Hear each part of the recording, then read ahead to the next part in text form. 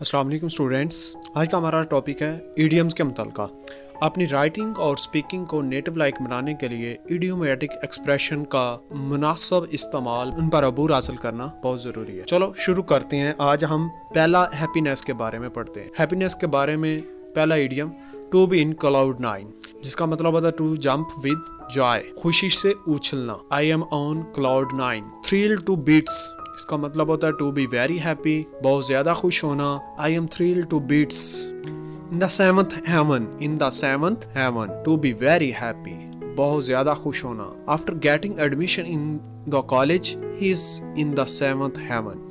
Gate a kick out of something, very much enjoy doing something, कोई काम करके बहुत ज्यादा खुश होने के लिए जब आप खुश होते हैं तो तब आप कहते हैं gate a kick out of something. जैसा कि She gets a kick out of going for a run early in the morning, कि वो सुबह सवेरे वॉक करके बहुत ज्यादा खुश होती है।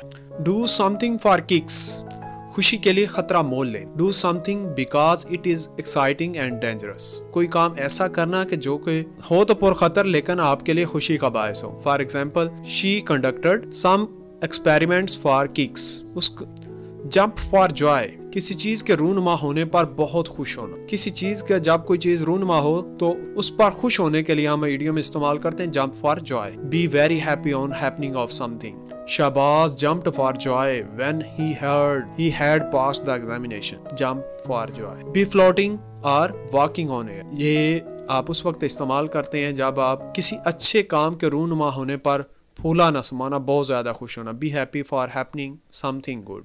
After getting admission in the college they are walking on the air, कि वो कॉलेज में एडमिशन होने पर बहुत ज्यादा खुश है। समथिंग मेक योर डे, किसी चीज की वजह से दिन पर खुश होना या सारे दिन को खुशगवार बना देना, उसके लिए हम कहते हैं make your day. It was great to hear from her, it really made my day. Thank you. ये थे खुशी के मुताल्लिक़ पहले इडियम्स।